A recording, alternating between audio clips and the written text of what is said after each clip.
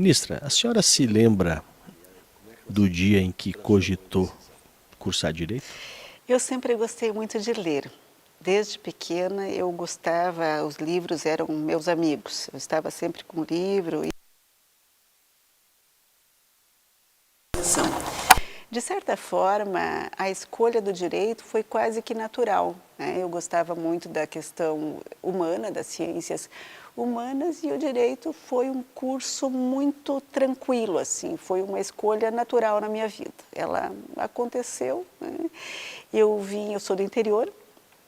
Vim para Curitiba com 16 anos, naquela época o interior não tinha uma opção de ensino superior, tinham pouquíssimas opções na região, eu sou da região oeste do Paraná, e eu vim para Curitiba então fazer o cursinho, né, preparar para o vestibular e iniciar a faculdade. E assim foi, foi a minha inscrição para Direito, eu acabei fazendo no ano de 1985, ingressei na Universidade Federal do Paraná e ali permaneci durante os 5 anos da formação universitária de uma forma crescente. O direito ele foi me encantando ao longo do tempo, nos diversos estágios da formação, os colegas. Foi um período muito feliz da minha vida, porque não houve dilema, não houve conflito, foi tranquilo, né? Foi um período de muita riqueza intelectual, social, com os amigos e, de certa forma, a magistratura foi uma sequência dessa trajetória. E como que essa sequência acabou sendo a Justiça do Trabalho? Como é que essa especificidade entrou na sua vida? A Justiça do Trabalho veio quase que por acaso na minha vida. Eu inicialmente pensava em fazer o Ministério Público Estadual. E aí acabou que no ano já de 1990, quando eu me formei, houve um concurso para a magistratura do trabalho, ou foi final de 90 ou início de 91, no próprio ano. Naquela época, Vladimir, não havia exigência nem tampouco da idade, dos 25 anos, e nem o prazo mínimo de formação, que depois passou a ser uma exigência. E abriu o concurso para a magistratura do trabalho e tinha um curso da Amatra. Aí eu me inscrevi para o curso da Amatra e imediatamente eu me encantei com a matéria. O coordenador do curso era então o professor João Oreste Dallazem, juiz da vara da Junta de Conciliação e Julgamento de Curitiba. Se eu não estou enganada, ele era titular da 4ª Junta de Conciliação e Julgamento de Curitiba. Professor Ney José de Freitas, eterno professor de Direito Administrativo, e tantos outros nomes, Dr. Euclides Rocha, inúmeros nomes, destaque da Justiça do Trabalho paranaense, eram professores no curso da Amatra, junto com diversos colegas que também fizeram a magistratura. E ali se solidificou um grupo de pessoas que estudavam a matéria, que se dedicavam a ela e acabaram todos, ao seu tempo e modo, ingressando na magistratura do trabalho ou na Procuradoria do Trabalho, Ministério Público do Trabalho. Então foi algo de uma época rica em que aquela juventude se encontrou num ramo da ciência do direito e desenvolveu ali uma vocação, uma afinidade. Vocação acho que a gente não desenvolve, né? Talvez a gente a encontre, mas isso foi algo que desencadeou, tal como eu acho que o rio corria para o mar. Que lembranças a senhora tem das suas primeiras audiências como juíza do trabalho? As audiências eu tenho uma lembrança muito clara delas, muito clara. Foi em Londrina. Eu iniciei em julho de 92, o nosso concurso ele demorou um ano para finalizar e eu tomei posse e no dia 1º de julho de 92 fui direto para a cidade de Londrina. Era uma menina. As primeiras audiências foram de absoluto nervosismo, eu tinha 24 anos e com uma enorme cooperação de todos os servidores da vara, do juiz titular na época, era o juiz Altino, titular da vara, da Junta de Conciliação e Julgamento de Londrina, com muita parceria. Porque esse tempo, Vladimir, não tinha escola judicial, né? Não tinha. Quando a gente fala esse tempo, parece algo bíblico, né? A gente ficou velho, mas são 30 anos. E 30 anos o judiciário mudou, era um outro cenário, era um outro mundo.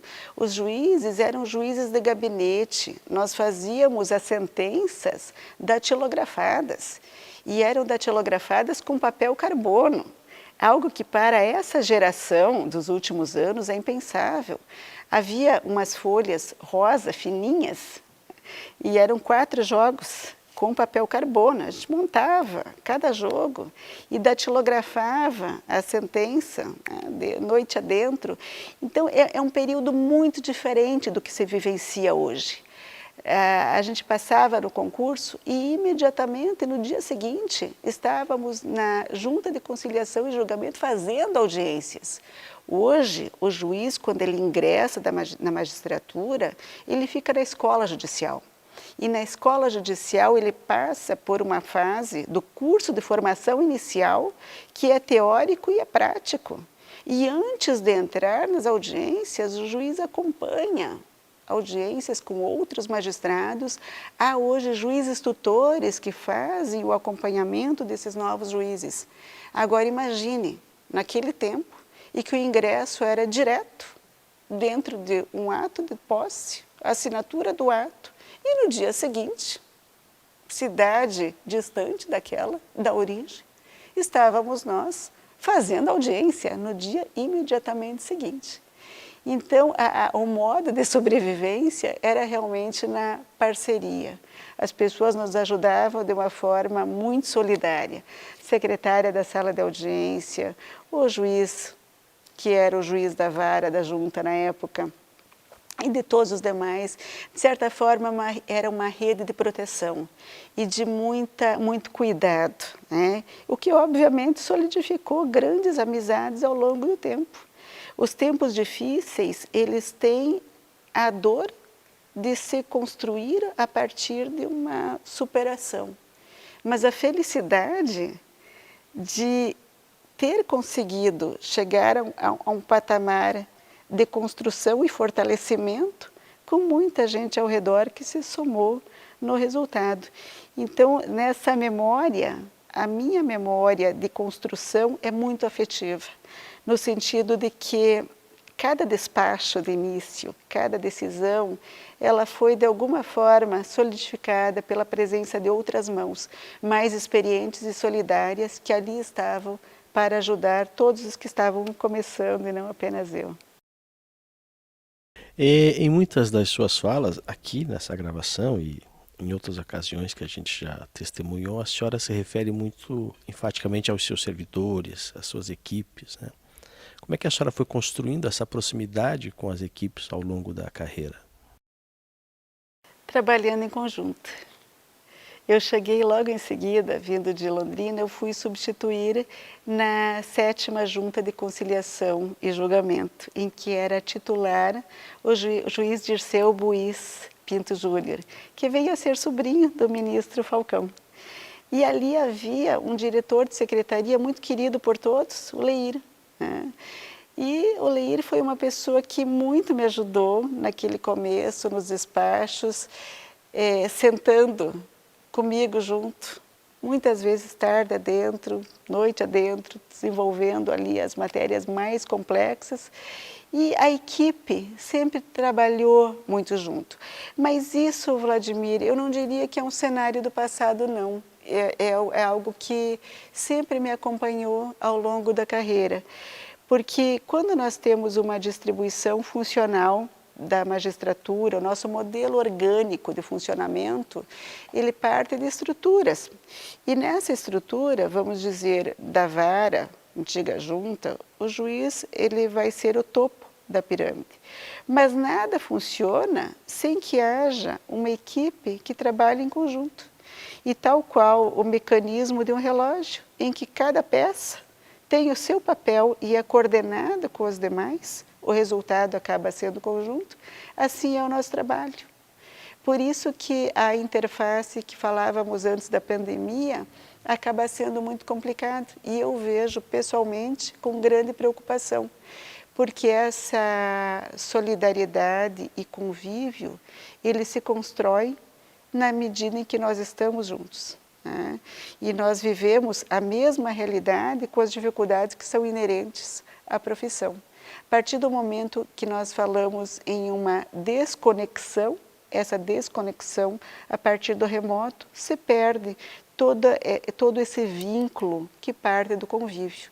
Eu hoje, no Tribunal Superior do Trabalho, eu tenho uma mesma visão daquela que eu tinha quando comecei lá em Londrina, daquela que passei na 7ª Junta, depois eu fiquei um tempo na 15ª, como substituta, quando era titular a juíza Terezinha Danchuc, né? Depois, quando a juíza Terezinha saiu, foi para lá o atual corregedor, desembargador Mansura, e todos nós lembramos daquele tempo e vivenciamos aquele tempo, doutora Rubens Timo, Eneida Cornel e tantos outros nomes juntos, com os servidores, com os magistrados, trabalhando num conjunto onde cada um fazia aquilo que podia de melhor entregar na colaboração, sem se preocupar muito com, isso aqui é o meu limite, essa aqui é a minha atribuição e fora disso não tenho compromisso, mas muito ao contrário, em algo absolutamente colaborativo, a partir de uma visão de que temos dificuldades e como encontramos uma solução no conjunto. Eu fiz a mudança agora no gabinete do TST e fizemos ali uma reunião com o grupo, numa instalação, digamos, oficial do nosso trabalho em conjunto.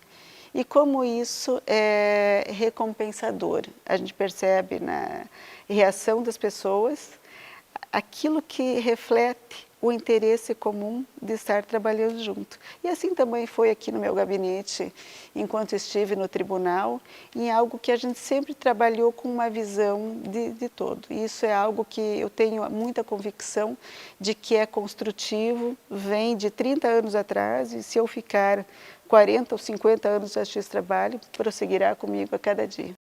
Em paralelo à judicatura, a senhora sempre tem uma notória e notável ação política.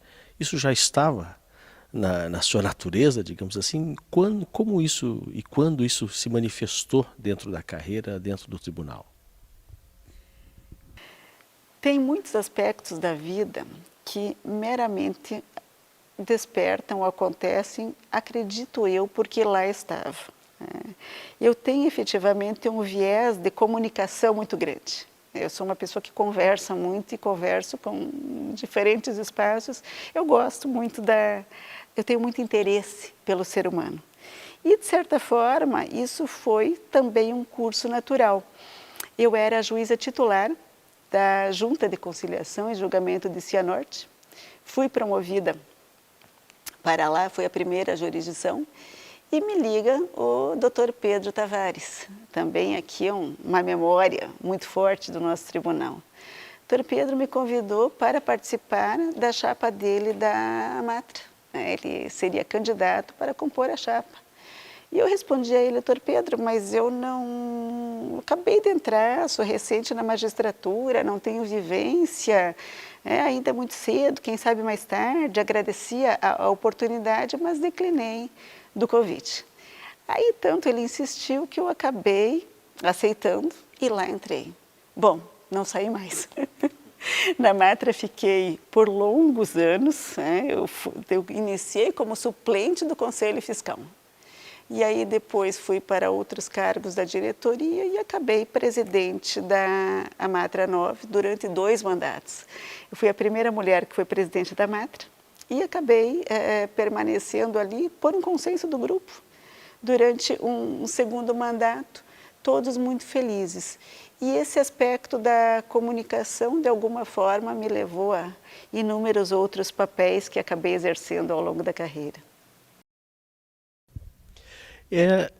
Que frutos a senhora enumeraria, assim, dos mais intangíveis, né, e aos mais práticos para o tribunal, dessa ação política? Eu soube, por exemplo, pela senhora que houve interferência para a realização de concursos, por exemplo, trabalhos políticos para viabilizar recursos para o tribunal, né?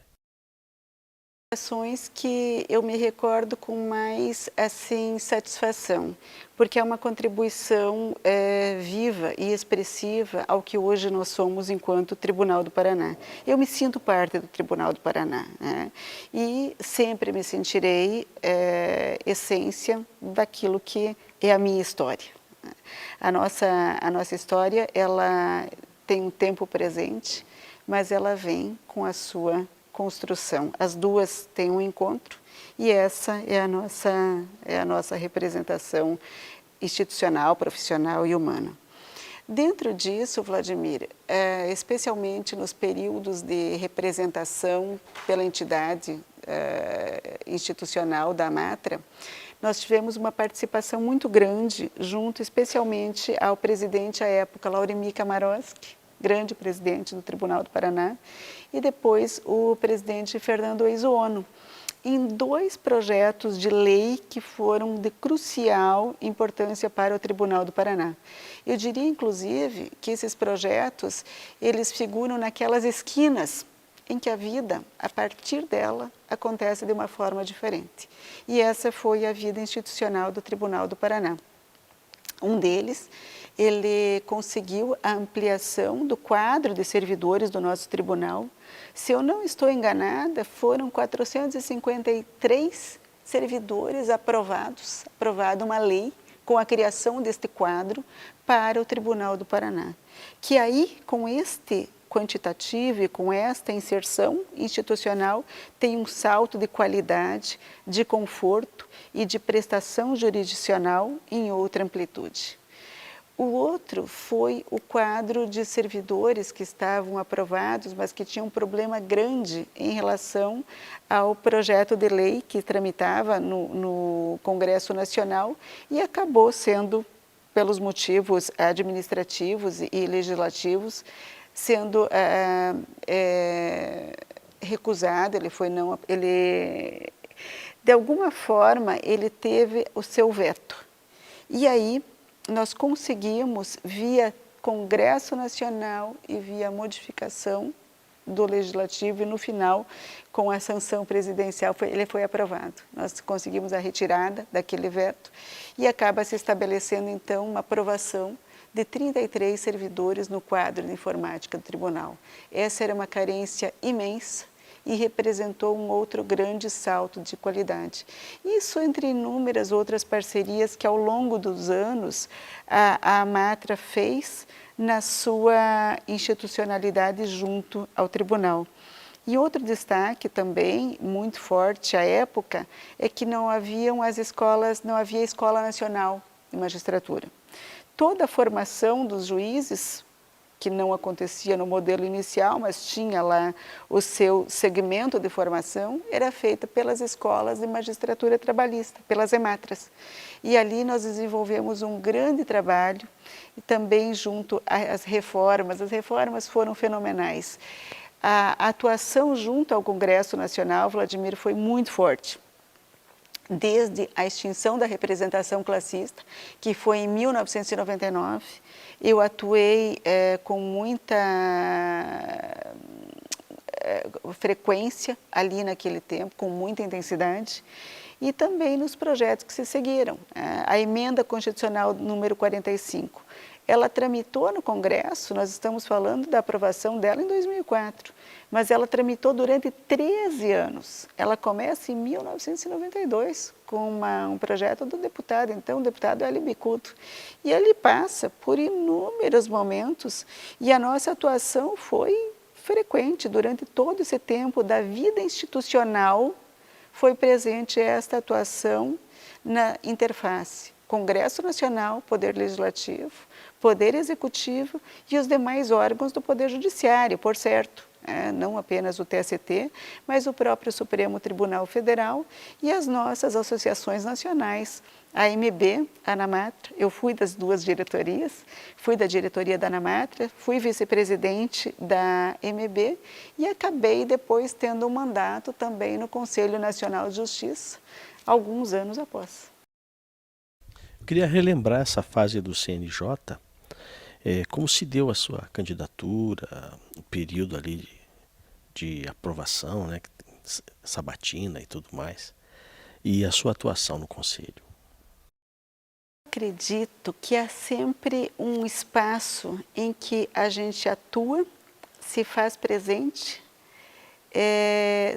Esse trabalho ele se faz visível e as pessoas ao redor acabam tendo uma percepção, seja de comprometimento, de trabalho e às vezes de resultado, né? O resultado em regra decorre disso.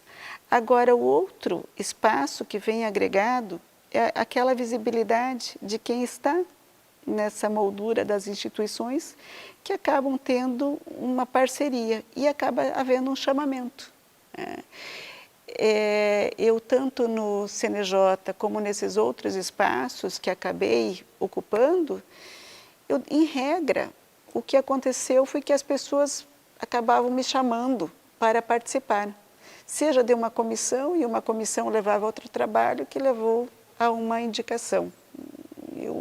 Olhando para trás, a visão que eu tenho desse cenário é que decorreu de um trabalho, de uma trajetória em que as coisas foram acontecendo porque os espaços eram ocupados com trabalhos que iam se desenvolvendo em todos os âmbitos.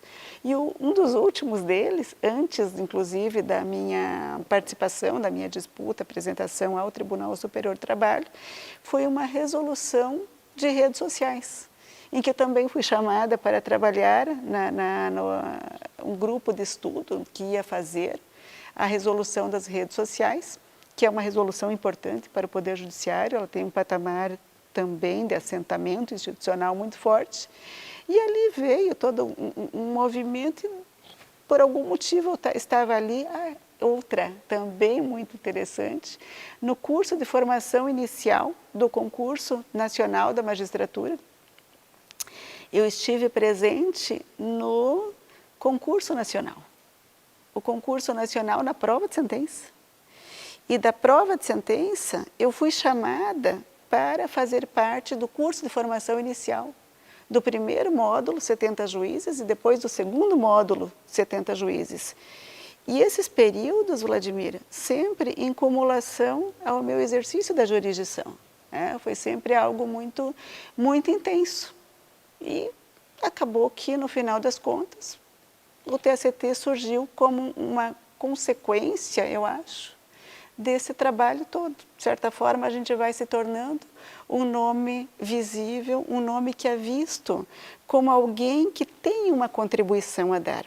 E essa contribuição é algo que não se apresenta por uma postulação, ela se apresenta numa trajetória, numa existência. É ali que, a meu ver, o currículo ele é consolidado.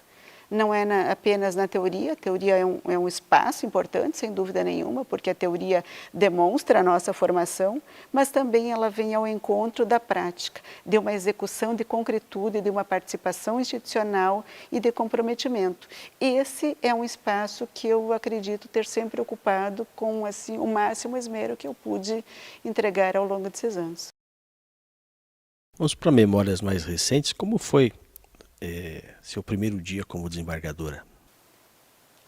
Meu primeiro dia como desembargadora. O primeiro, vamos dizer assim. A minha chegada ao tribunal, ela vem com uma quantidade de trabalho muito grande. Havia ali um acervo que precisava dar uma modificada em macroescala. Então, eu não diria apenas o primeiro dia, Vladimir, foi o primeiro ano. Foi um período de intenso trabalho, não apenas meu, mas de toda a equipe. Volto novamente àquilo que eu falei antes, o trabalho em parceria é o trabalho que apresenta resultado. E desde o primeiro momento, eu fiquei aqui no gabinete e trabalhei, eu diria que todos os dias do primeiro ano da minha vinda para o tribunal. Eu me recordo que o período eu fui nomeada foi em novembro. No mês de dezembro, tinha já ali o recesso, com o período do Natal, e eu fui para a praia. Eu fui para a praia com calhamaços de papéis, de votos, para fazer a revisão, para fazer a análise, para fazer o estudo. Eu tinha pilhas e pilhas e pilhas em todos os espaços. Ninguém podia entrar naquele espaço do quarto que era reservado para as minhas pilhas que eu ia avolumando e mudando. Então foi um período ao mesmo tempo de imersão institucional muito forte e muito rico, né? Porque o aprendizado disso também é imenso. E eu encontrei na primeira turma do tribunal, sob a presidência do desembargador Edmilson, um trabalho também de equipe, de parceria, foi um período muito rico, com a desembargadora Neide e o desembargador Eliezer. Nós compusemos um quarteto que trabalhou em conjunto e que modificou a história de um acervo a partir dessa visão de concerto, e concerto com C. Esse concerto no sentido de fazer música, daquilo que representa o que nós temos, e com alegria. Então, essa minha passagem no tribunal foi um desafio imenso, foi um grande desafio, porque ele também representou uma virada de um contexto que se tinha ali de complexidades para serem trabalhadas. Foi muito rico, eu tenho imensa alegria de lembrar e só tenho a agradecer a todos os servidores, a toda a equipe, porque a minha passagem no tribunal não poderia ter sido mais feliz. E olha que foi durante o período da pandemia. Mesmo assim, ele teve esse espaço de absoluta transformação. Essa é a palavra. E a memória recentíssima, como foi a mesma sensação no TST? Quantos processos a senhora disse que tem no gabinete? Essa é mais complexa. As pessoas me perguntam em quanto tempo vai resolver o acervo. Aí é mais complicado. Aí eu já não sei. O TST, não sei se a gente consegue resolver aquele acervo. São 25 mil processos. A realidade... Só no meu gabinete. Só no meu gabinete. 25 mil processos. Eu tenho dúvidas se o Tribunal do Trabalho do Paraná inteiro tem esse acervo. O TST é um órgão, já destaquei antes, de uniformização de jurisprudência e que tem filtros e tem pressupostos muito diferentes e um sistema operacional também muito diferente. Então começa que o TST ele exige em primeiro lugar uma compreensão e uma adaptação tanto aos seus filtros estruturais como aos jurídicos, né? E esse é o primeiro grande desafio que a gente se defronta, é dominar no sentido de operacionalizar a fluidez daquele contexto, tendo uma capacidade de gerenciar, porque ao fim e ao cabo, quando nós falamos de tudo isso, nós estamos falando em gestão, nós estamos falando desse novo juiz, desse novo tempo, aquele juiz que saiu do gabinete, aquele juiz que deixou um espaço hermético, enclausurado, fechado, e foi se comunicar com a sociedade, que foi exercer outros papéis. Eu vivi essa magistratura em transformação. Eu vivi a magistratura do antes e vivo a magistratura do depois.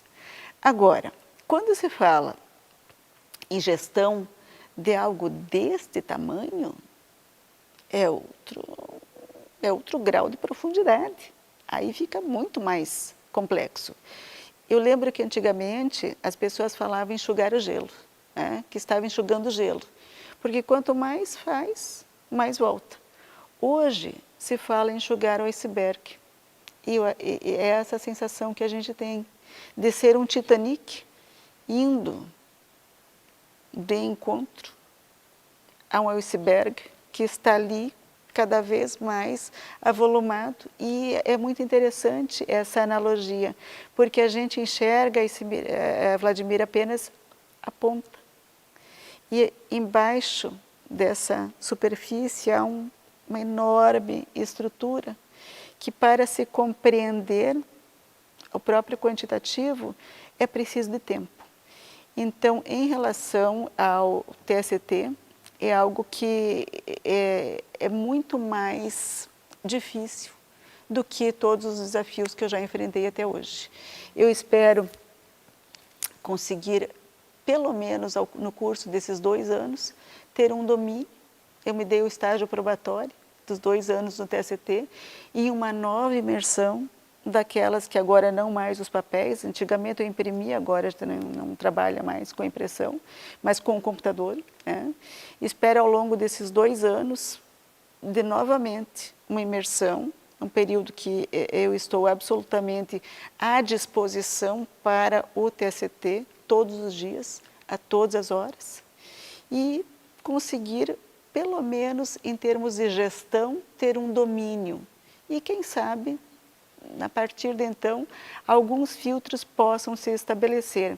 Agora, eu penso que o TST, em algum momento, precisa encontrar uma racionalidade para esses quantitativos, porque não é possível a gente pensar em uma qualidade da uniformização de jurisprudência com um grau de debates que você tem lá, de processos, com uma dificuldade ímpar, com inúmeras sessões, reuniões e demandas, né? E você possa trabalhar um adensamento de resultado com algum modelo que traga um diferencial. E isso tem sido discutido lá dentro. Eu acredito que o judiciário trabalhista vai chegar a esse patamar. E uma outra esperança é que o número dos tribunais, que deu uma reduzida, possa também refletir numa redução dos processos que chegam no TST. E tem todas as complexidades que vocês conhecem, né? A transcendência, com um volume maior que se chegou em função disso. Enfim, são operacionalizações que precisam de um pouco de tempo para se ter um domínio maior. Obrigado. A senhora gostaria de fazer uma conclusão, uma palavra final, digamos? Uma palavra final, eu me dirigiria aos juízes do Paraná, aos desembargadores, e no sentido de manifestar a minha satisfação de ter feito parte desse corpo, de me sentir uma continuidade dele, não importa, né, onde eu esteja, hoje no TST, e de que esse espaço está aberto para o Tribunal do Trabalho do Paraná, e que as pessoas se sintam absolutamente, os colegas se sintam absolutamente estimulados no comprometimento de nossas carreiras a produzir um resultado, que nós possamos fazer a diferença e que isso represente a soma de todos nós. Eu participei ativamente também na Escola Judicial, como coordenadora, junto com o desembargador Cássio Colombo Filho, que foi o diretor à época, não faz tantos anos, uns 4 anos. E nesses momentos, aqui mesmo, nesse plenário, ali fora, nas confraternizações, nos cafés, aquilo representa a qualidade que a gente entrega.